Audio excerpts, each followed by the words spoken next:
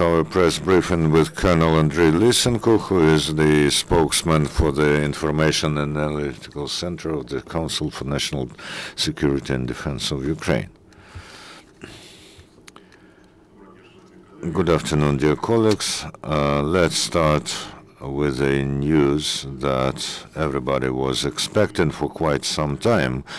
Almost an hour ago, the President of Ukraine, Petro Poroshenko, has issued a decree appointing Alexander Turchinov as the Secretary of the Council for National Security and Defense of Ukraine.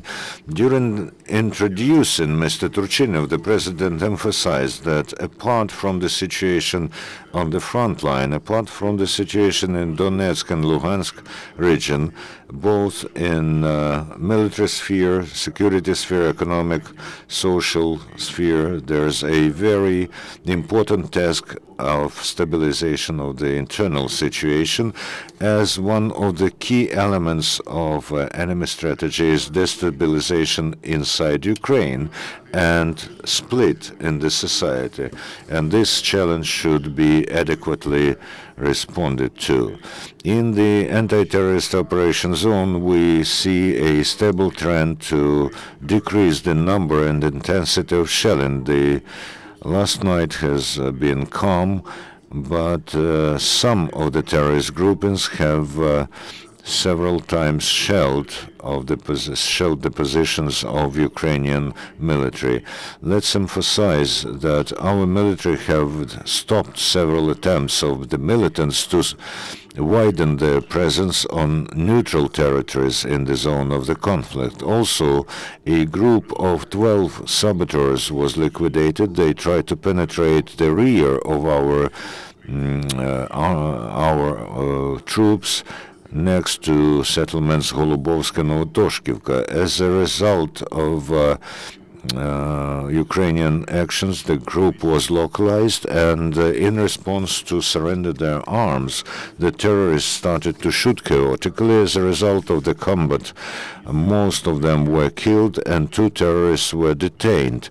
They were provided with the necessary medical help and then interrogated. One of the captured terrorists in particular said that they were instructed and their tasks were set by an officer of the armed forces of the Russian Federation. As a result of this combat action and in general, our military have not sustained losses over the last 24 hours.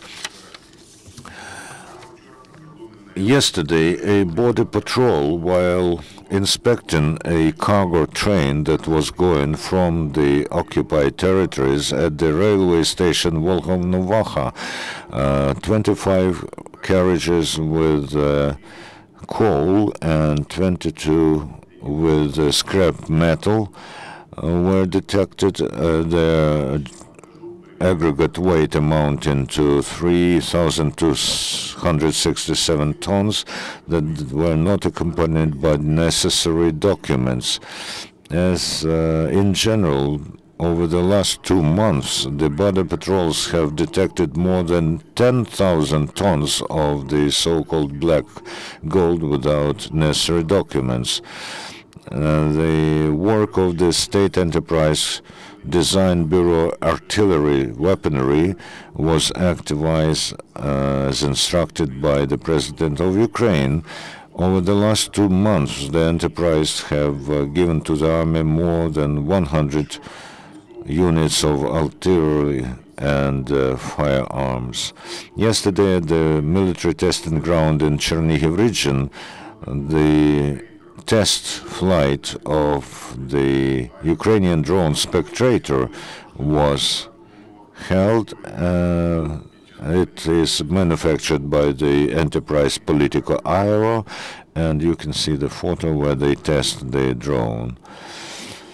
The situation in the towns of and populated centers of the anti-terrorist operation, Ukrainian special services and law enforcers continue to use control measures in order to liquidate terrorist groups and to stop the penetration of illegal weapons from the zone that is temporarily controlled by the militants. And every day, the security service and the Ministry of Interior detain almost 10 criminals. Yesterday, as a result of special operation, the counterintelligence of the security service have detained the group of militants who were staging terrorist acts in Donetsk region. The group was subordinated to a militant Miner and they provided all-round support to terrorists who were shelling the Ukrainian military from heavy artillery. Also, a private entrepreneur from Avtomsk, Donetsk region, was detained who was collecting information about the coordinates of the anti-terrorist operation forces from different sources, and an unemployed person who was transferring the information to artilleries of the terrorist forces. Another two detained abettors of the terrorists were organizing abetting for the Besides, yesterday at 6:10 p.m., next to the village of Volodymyrka, Priazov district, Zaporizhia region, the policemen have stopped the Mercedes-Benz car, and they have found 6 grenades and 1,520 rounds of ammunition to different small firearms. In the settlements controlled by the terrorists, the humanitarian situation is continuing to get worse, and the dissatisfaction of people with the actions of the militants is growing.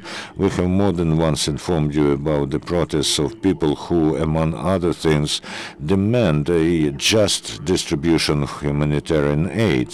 Yesterday in Horlivka, the terrorists tried to organize the handing out of certificates to get the help, as a result of which people have in fact stormed and seized the building of the local administration, and several people were wounded, and international organizations also detect the worsening of the situation in the east and in Crimea. In the 8th annual monthly report of the UNHCR about the situation with human rights in Ukraine, they recognize that on the territories of Donetsk and Luhansk region controlled by the terrorists, law and order are still absent, killings continue, as well as kidnapping in order to get ransom, torture, forced labor, and other violations of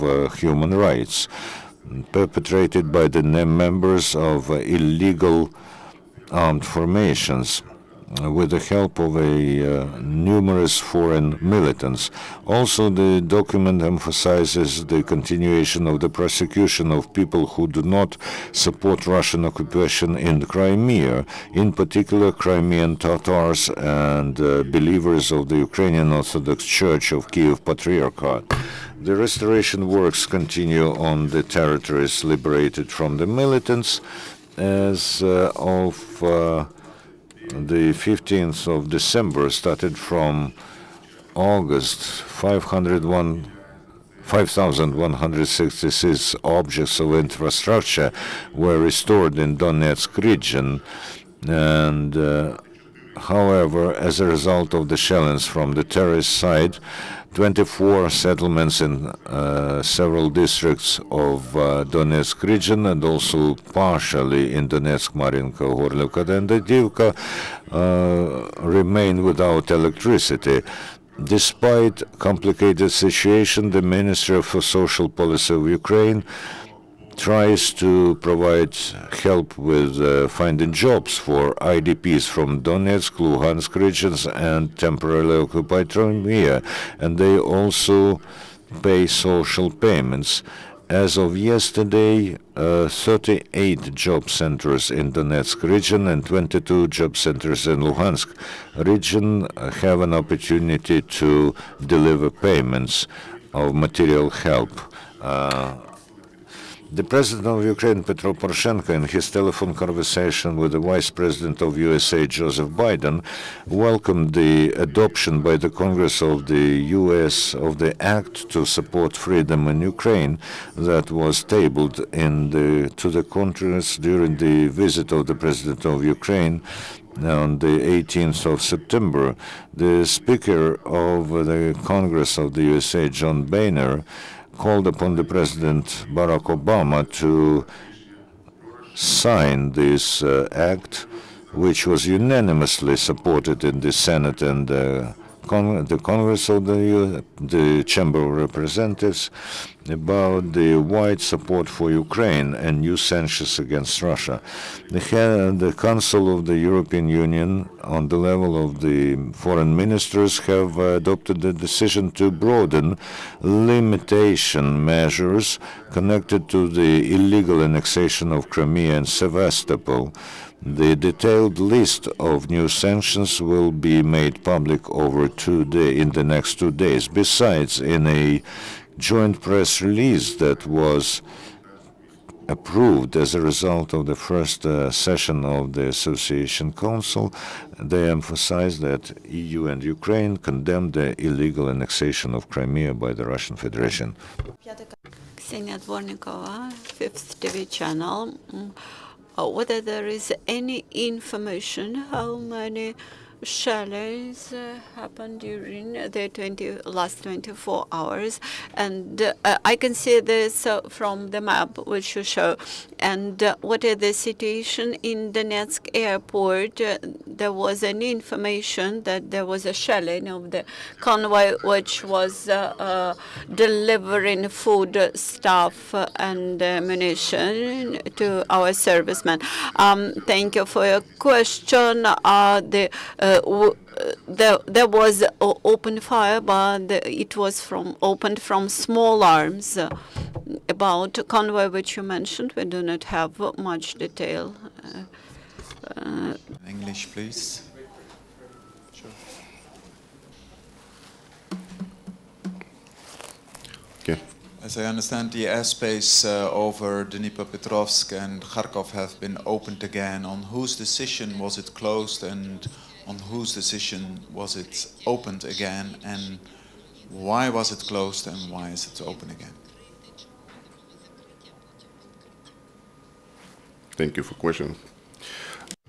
Thank you for your question. Decision about closure of airports and the use of airspace is taken by the state authority on aviation, and this was their decision to open the airspace.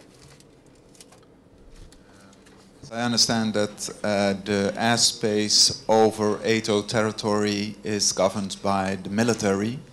Have the military given any suggestion or advice to close the airspace over Dnipropetrovsk and Kharkov?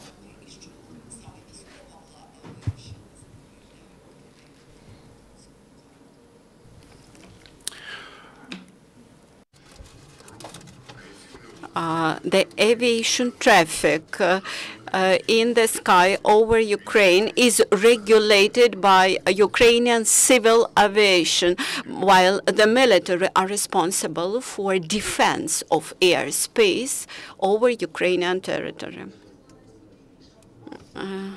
Am I right when I understand that this was the most quiet 24 hours during the period since ceasefire?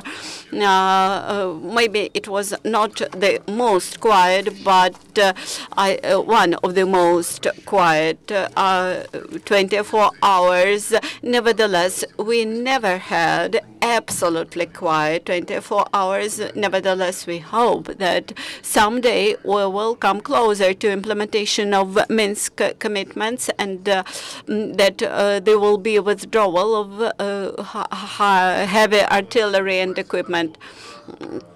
what about the attacks with adversary groups? Usually, we find these adversary groups not in the villages or settlements. This is in the fields. This time, we found them not far from villages. Tashkivka. This is mentioned. This was mentioned in my report. You can take text of my report, and you will find information about that fighting. Two terrorists were wounded, and they were seized.